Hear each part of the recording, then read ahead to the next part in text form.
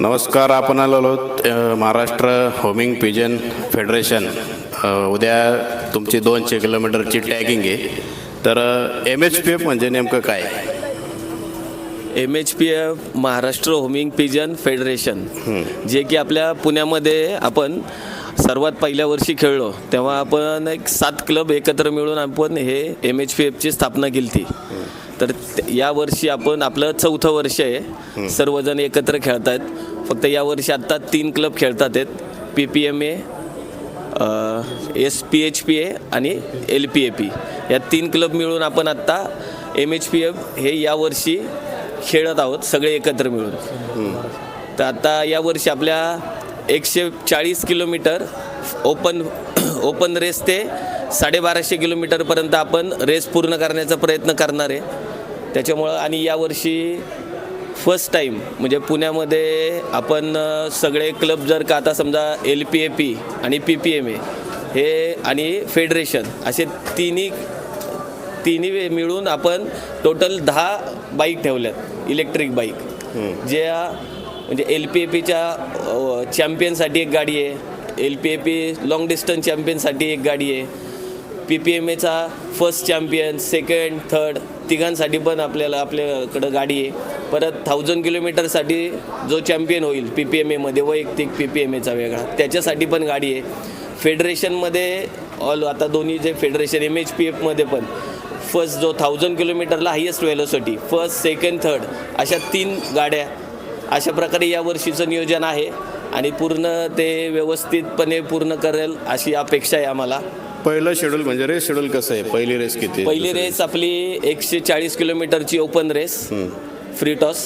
त्यानंतर 210 किलोमीटरची आपली पहिली रेस होईल. त्याच्यानंतर 320 किलोमीटर, त्याच्यानंतर 425 किलोमीटर आणि त्याच्यानंतर 550 किलोमीटर, त्याच्यानंतर 720 किलोमीटर, त्याच्यानंतर 1000 किलोमीटर आणि 1250 किलोमीटर ह्या अशाप्रमाणे रेस यावर्षी होणार आहेत. आणि आता सध्या म्हणजे MHPFमध्ये किती फॅन्सीयर खेळतात ते टोटल? आत्ता सध्या यावर्षी टोटल एक 28 ते 30 मेंबर आहेत जे खेळतात आहेत आत्ता यावर्षी.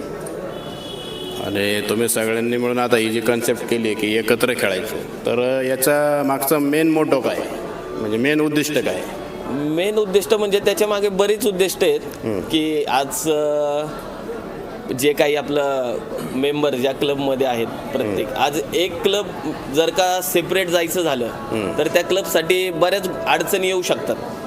हे एक सर्वात पहिलं पण कारण आहे की एकटा क्लब हा 1000 किलोमीटरपर्यंत रेस करणं म्हणजे आता थोडं अवघड आहे. त्याच्यामुळं सगळे जर का एकत्र आले, सगळे क्लब एकत्र आले, फेडरेशन झाले, या गोष्टीमुळं काय होतं आहे की ट्रान्सपोर्ट, त्याच्यानंतर तुम्ही जे वैयक्तिक क्लबमध्ये 100 पक्षांमध्ये तुमचा पक्षी जेव्हा पहिला, दुसरा, 10वा येतोय, यापेक्षा तुम्ही जेव्हा फेडरेशनमध्ये खेळताय, फेडरेशनमध्ये आज तुमचे पक्ष्यांची क्वांटिटी वाढती, त्या क्वांटिटीमध्ये तुमचा पक्षी जिंकणं ही पण थोडी जास्त मोठी गोष्ट आहे. की आज ओपन रेसला आता जेव्हा आपण पहिली रेस केली त्या वर्षी आपण साधारण 2800 ते 3000 पक्षी सोडले.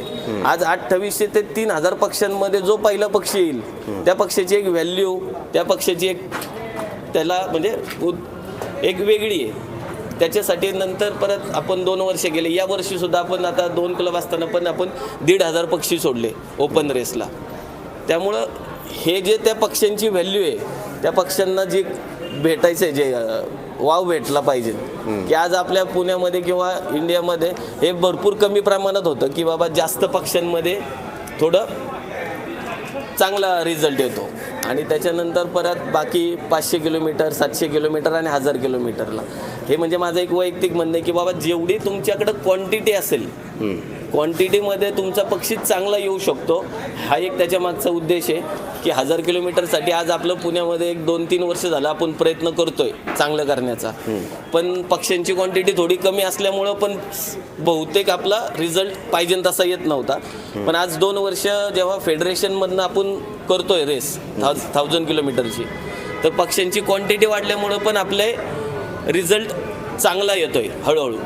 ते अजून पण 1-2 वर्षामध्ये आपण कुठं यापेक्षा पण चांगला रिझल्ट येईल अशी अपेक्षा आहे. त्याच्यामुळे हे फेडरेशनचा हा पण एक फायदा आहे.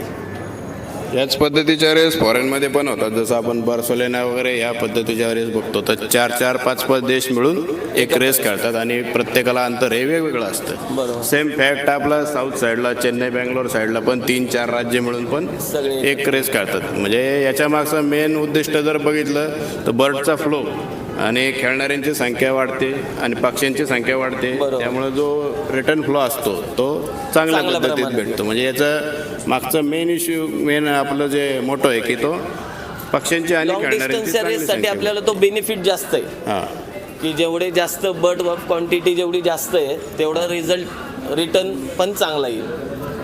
आणि याच्यामुळे आता थोडी आपल्या पुण्यामध्ये थोडा स्पोर्ट्स डेव्हलप पण होण्याची किंवा आज जे नवीन फॅन्सियर आहेत त्यांचा एक बघण्याचा दृष्टिकोन या स्पोर्ट्सकडं बदलतो. आणि आता मेन विषय असतो, जर खेळाचा जो भाग असतो त्यामध्ये नवीन फॅन्सियर हा एक महत्त्वाचा पार्ट असतो, कारण जुन्याचा एक अनुभव वेगळा असतो. बरोबर. पण ज्यावेळेस नवीन फॅन्सियर खेळाला अटॅच होत असतात त्यावर एक खेळाची एक प्रसिद्धी पण होत असते आणि त्याची एक मजा वेगळी असते. तर असे तुमच्याकडे किती नवीन फॅन्सियर जॉईन होतात? असे आता कन्फर्म तर असं सांगू शकत नाही आपण, पण दरवर्षी 2, 4, 5 असे फॅन्सियर आमच्याकडे नवीन फॅन्सियर येत राहतात.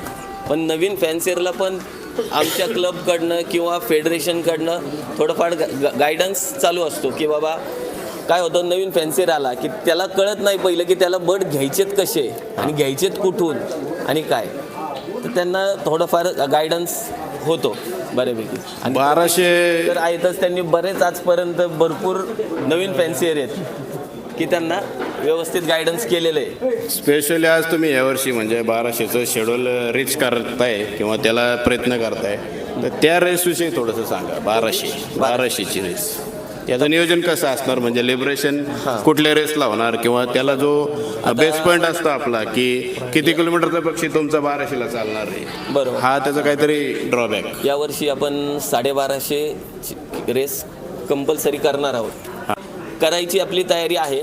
आणि आपले विशाल चांदेर आहेत, त्यांचे वडील आपले जुने पुण्याचे फॅन्सियर आणि कैलासवासी लक्ष्मण आप्पा चांदेरे यांच्या स्मरणार्थ आपण ही 1250 किलोमीटरची रेस करणार आहे.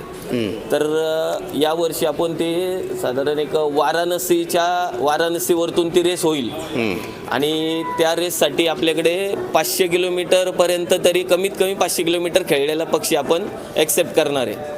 त्याच्यानंतर तुमचा 700 खेळलेला असला तरी चालेल, पण 1000 किलोमीटरच्याच दिवशी 1250ची पण टॅगिंग होणार आहे. जे की 1000 किलोमीटरचे पक्षी पण टॅगिंग होतील, 1250चे पण टॅगिंग होतील आणि 1000 किलोमीटरचे पक्षी जेव्हा शिवनीला सुटतील किंवा तिथे ड्रॉप करतील त्याच्यानंतर आपण 1250चे जो काही 1-2 पिंजरे होतील ते पुढे वाराणसीपर्यंत नेऊन 1250ची रेस त्याच दिवशी त्याच टायमिंगला 1250चे पण पक्षी सुटणार आहेत आणि काहीतरी 15 दिवसाचा आपण 15 दिवस टायमिंग आपण ठेवलेला आहे. आणि आता जे तुमचे 200साठी पक्षी चालले ते अंदाजे किती? आत्ता एक 1200च्या आसपास पक्षी आहेत. आत्ता 1200 प्लस पक्षी आत्ता चाललेत 200 किलोमीटरसाठी. आता तुम्ही PPMA क्लबला लीड करता ते आणि प्रत्येक बालवकर ते लायनला लीड करता ते, तर मग ही कन्सेप्ट जे तुम्हाला सुचली होती, तर यात तुम्ही 2-4 जण होते की ज्यांना तुम्हाला वाटलं की ते हे फेडरेशन झालं पाहिजे, थोडंसं खेळ मोठ्या स्वरूपाचं झालं पाहिजे, तर त्याविषयी तुम्ही थोडं सांगा. ज्यावेळेस MHPF करायचं तुम्ही ठरवलं, तर मग MHPF कसं काय ठरलं? MHPF बनवायच्या अगोदर सर्वात प्रथम 5 क्लब आले होते, त्यानंतर 2 क्लब आणि मिटिंग वगैरे करून या खेळाचा आपल्याला दर्जा सुधारायचा होता. दर्जा सुधारण्यासाठी पक्ष्यांची जेवढी क्वांटिटी होईल तेवढा प्रतिस्पर्धी वाढणार आणि भारतात पहिल्यांदा 2800 पक्षी MHPFने सोडले होते. त्याच्यानंतर मग दुसऱ्या 2 महिन्यानंतर चेन्नईमध्ये रेस झाली होती. पुण्याला पहिला मान भेटलाय भारतात पहिल्यांदा 2800 पक्षी सुटण्याचा. हा MHPF एकीचं बळ त्याला म्हणतो ना आपण, त्याचा फायदा झालेला आहे. आणि इन फ्युचर तुम्ही अधिक चांगल्या पद्धतीने त्याच्यावरती काम करण्याचा प्रयत्न कराल, कारण जितके फॅन्सर एकत्र येतील त्यांचं नॉलेज बेस एकत्र येतो, स्पर्धा कॉम्पिटिशन तेवढी अजून चांगली होणार. चांगल्या पद्धतीने तुमच्या होतं. पक्षाला 100 पक्षांमध्ये जिंकला आणि तोच पक्ष 1000 पक्षांमध्ये जिंकला, त्या 1000 पक्षांमधून तो पहिला बसला, त्याची व्हॅल्यू चांगली होती ना. तो एक फायदा होतो फॅन्सर लोकांना. म्हणजे आता तुम्ही किती वर्ष झालं हे 4थं वर्ष. हे तुमचं 4थं वर्ष. म्हणजे यात खेळात कुठेतरी या गोष्टीचा फायदा होतो असं वाटतंय का तुम्हाला? लॉसेसचं प्रमाण कमी होऊन जाते होतात, रिझल्ट पण छान येतो आपल्याकडे.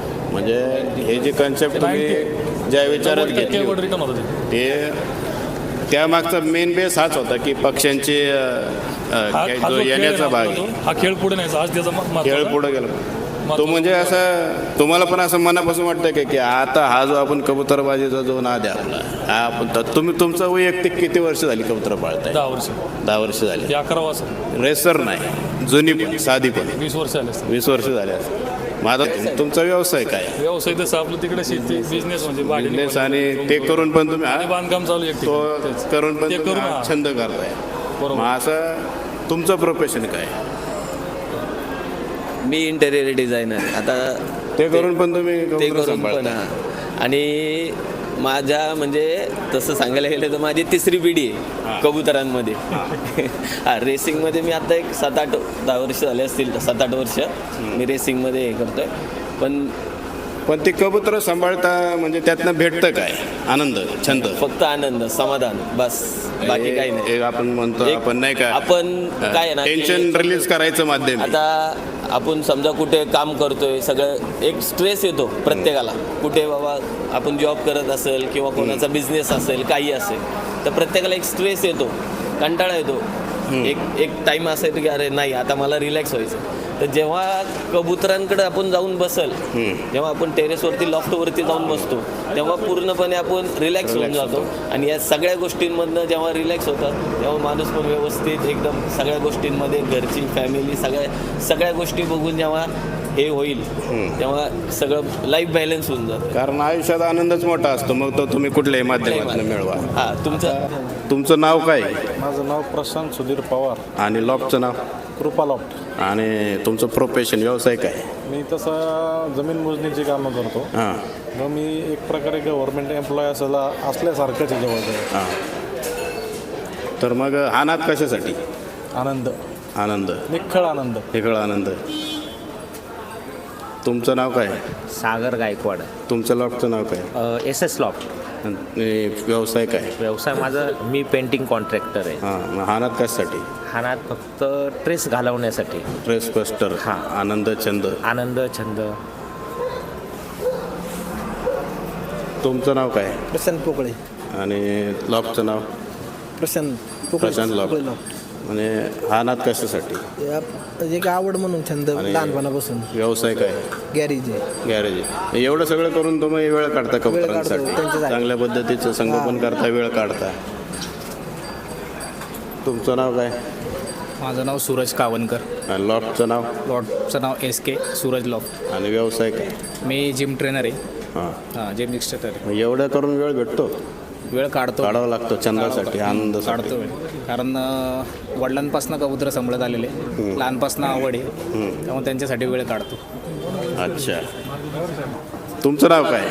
नमस्कार, माझं नाव गणेश गवारे. हां. मी गेली 4 वर्ष फेडरेशन सोबत खेळतोय. हां. आणि हा जो खेळ आहे, हा खेळ एकदम युनिक खेळ आहे. हा एकमेव असा खेळ आहे की जगभरात खेळला जातो हा खेळ. आणि बाहेर देशांमध्ये या खेळाला एकदम फार मोठं एक्सपोजर आहे. आणि या खेळातून अनेक लोक करोडपती झालेली आहेत. आपल्या देशामध्ये पाहिजे तेवढा ह्या खेळाला एक्सपोजर नाही आहे. पण जो हा खेळाचा एक्सपोजर जाणून घेतो, तो नक्कीच या खेळाने प्रभावित होतो. आणि एकदम युनिक असा खेळ आहे हा. आणि आश्चर्य म्हटलं तरी चालेल की पक्षी ज्याला रोड माहीत नसतो, काय नसतो, तो 100 ते 1200-1300, आपल्या इंडियामध्ये आता 1700 किलोमीटरच्या पण रेस होतात. तर हा पक्षी रस्ता वगैरे काही माहीत नसताना मालकाच्या घरी येतो. त्याच्यामुळे या खेळाचं एक वेगळंच वैशिष्ट्य आहे. आणि हा खेळ फक्त एक आनंद देतो मनाला. आणि म्हणून आम्ही या खेळामध्ये पार्टिसिपेशन करतो. आणि या खेळाला आमच्या फेडरेशनच्या माध्यमातून फार मोठं एक्सपोजर मिळालेलं आहे. खेळ मोठ्या प्रमाणात होतो. क्वालिटीसोबत क्वांटिटीचा खेळ झाला की जिंकणाऱ्या पक्षाला एक वेगळी ओळख मिळते. म्हणून हा एकत्र येण्याचा फायदा आहे. आणि या खेळाचं आयोजन फेडरेशन करतं, तर कमिटीचं मी या तुमच्या व्हिडिओच्या माध्यमातून मी या ठिकाणी आभार मानतो. आणि या खेळातून अजून या पुण्यातील लोकांना एक्सपोजर कसं मिळेल यासाठी निश्चित आम्ही प्रयत्न करू फेडरेशनच्या माध्यमातून. तुमच्या लॉकचं नाव काय? मी बाळासाहेब पिलावरे. हां, लॉकचं माझं नाव? यामाचं गॅरेज आहे. हां, लॉक नाव? दिवसभराच्या ताणतणावातून तणावमुक्त होण्यासाठी पक्षी पाळलेले आहेत. किती वर्ष आली पण? मी आता 6 वर्ष आले माझ्याकडे पक्षी. तुमच्या लॉकचं नाव काय? अनिल शेलार नाव आहे माझं. हां, ब्रह्मेश उमेश लॉप चिखली. चिखली म्हणजे ते कबड्डीला पण हात संघ आहे ना, ब्रह्मेश. बरोबर ना? हां म्हणजे तेच नाव तुम्ही ठेवलंय हां. थोडक्यात, कारण चिखलीची ओळख म्हणलं तर ते कबड्डी संघ, हां म्हणजे त्याचा पण नाद आहे का तुम्हाला कबड्डी? हां पहिल्यापासून लहानपणापासून हां का? कबड्डी. आणि हे जे तुमचं आता MHPF जे आहे, तर हे कसं वाटतंय, याच्यातनं काय वाटतंय? याच्यातून आता एकत्र आल्यामुळं नवीन बँच तयार होतात आणि त्यांना मार्गदर्शन चांगले भेटते एकत्र आल्यामुळं. आणि जे वेगळे क्लब जे जातात खेळायला पक्षाचे रिटर्न पण होत नाही जास्त. म्हणजे हा अनुभव 4 वर्ष पहिला. जे एक क्लब जायचा सिंगल, त्या क्लबचे रिझल्ट येत नव्हते. Long distance specially? हां मिडलला पण येत नव्हते. अच्छा. म्हणजे ज्यावेळेस हे सगळे मिळून आम्ही एकत्र आल्यानंतर स्टार्टला 7 क्लब आले, त्याच्यानंतर आता पण 3 खेळतात. रिझल्ट बाबतीत एकत्र जेवढी क्वांटिटी वाढेल तेवढा रिझल्ट चांगला आलेला आहे. आणि इथून पुढं पण रिझल्ट यासाठीच एकत्र क्वांटिटीची गरज आहे पूर्ण पुण्यालाच. त्यासाठी खेळाडू वाढले, पक्षी वाढले, नवीन अनुभव खेळाडू. वाढलं की त्याचा रिझल्ट पण वाढणारच. हो, रिझल्टचा पण फरक आलेला आहे. तुमच्या लॉटचं नाव काय? SS लॉफ्ट म्हणून नाव आहे हां. माझं. स्वतःचं नाव सुमित शिगवण. हां, मी आमचं म्हणजे डिझायनिंगचा व्यवसाय आहे. तो व्यवसाय करून मी आनंदासाठी हा खेळ करतो. आणि यावर्षी तुम्ही खेळताय? हो मी खेळतो. तुमच्या लॉटचं नाव काय? मी सागर वाघमोडे. आमच्या लॉफ्टचं नाव आहे गोल्डन विंग्स. मी सिव्हिल कॉन्ट्रॅक्टर आहे. हां, एवढा वेळ भेटतो का? काढावं लागतं. काढावं लागतो, आवडीसाठी सवड काढावं लागते. आणि तुमचं नाव काय? माझं नाव मयूर टिंगरे. हां, लॉफ्टचं नाव BT लॉफ्ट. हां. आणि कन्स्ट्रक्शन लाईनमध्ये आहे. आणि प्रोफेशन काय? व्यवसाय? शेती व्यवसाय. शेती व्यवसाय म्हणजे शेतकरी. आणि अनाथ कशासाठी मग? यातनं काय भेटतं? शौक आहे. शौक, छंद, आनंद. छंद लहानपणापासून छंद. किती वर्षापासून पक्षी? 7 वर्षे.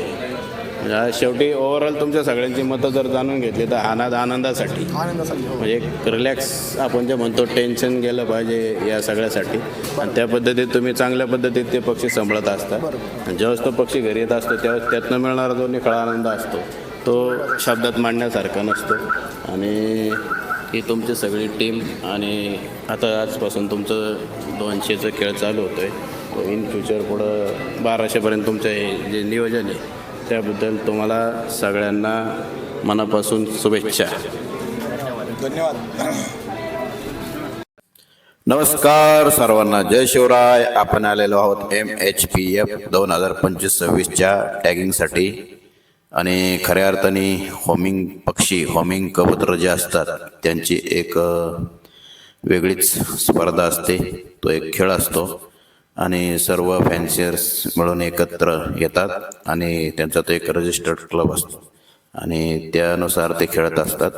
आता या पक्ष्यांचं टॅगिंग चालू आहे पहा. त्याच्या पायात जो एक रिंग असते, जी आपण विदेशात पण बऱ्याचदा हे खेळ पाहत असतो, तर त्यांच्या पायात जे रिंग नंबर असते किंवा रिंग असते, त्या रिंग नंबरची एक पर्टिक्युलर हिस्ट्री असते आणि क्लबने त्यांना त्या रिंगा दिलेल्या असतात. त्यानुसार यंग बर्ड, ओल्ड बर्ड अशा पद्धतीने त्यांचं वर्गीकरण केलं जातं. आणि आता पहा, त्याच्या पायाला जे रिंग आहे त्याला एक स्टिकर टॅग लावण्यात येतो आहे आणि हे असे वेगवेगळे केजेस असतात. आता हे यंग बर्ड लिहिलं आहे पहा, यंग बर्ड, ओल्ड बर्ड असं. आता हे निळ्या कलरचे जे केजेस आहेत ते ओपन बर्ड किंवा ओल्ड बर्ड यासाठी असतात.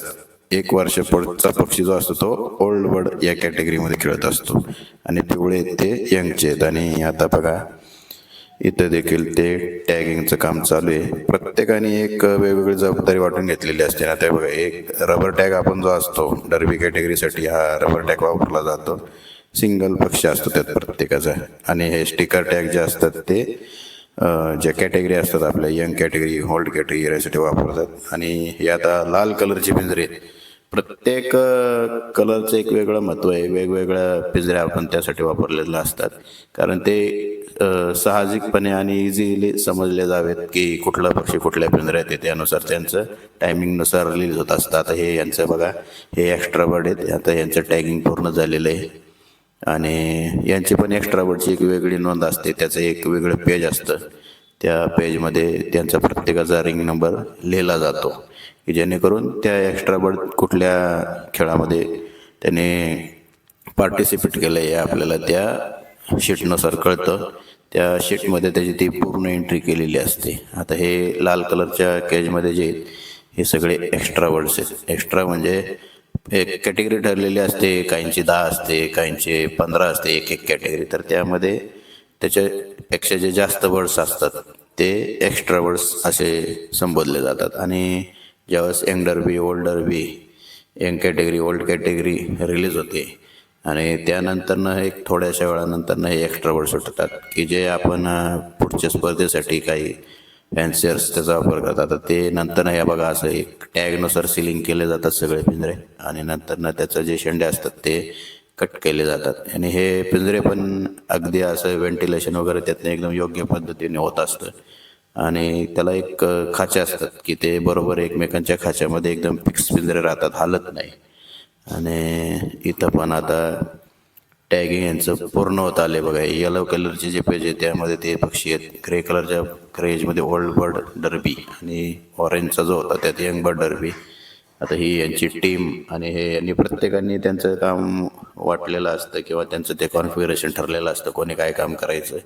आता टॅगिंग पूर्ण झालेली आहे आणि ही जी गाडी आहे त्या गाडीमध्ये आता हे एकदम व्यवस्थितरित्या सगळे पिंजरे अलगदपणे ठेवले जातात आणि मग त्यांचं जे डिस्टन्स ठरलेलं असतं त्यावरती ते नेऊन ते पुन्हा तिथनं रिलीज केले जातात. आता हे जो पिंजरा आहे ग्रे तो यंग डर्बी, ओल्ड डर्बी आणि जो ऑरेंज आहे तो यंग डर्बी. आता हे पूर्ण योग्य पद्धतीने मांडून रेडी झाले.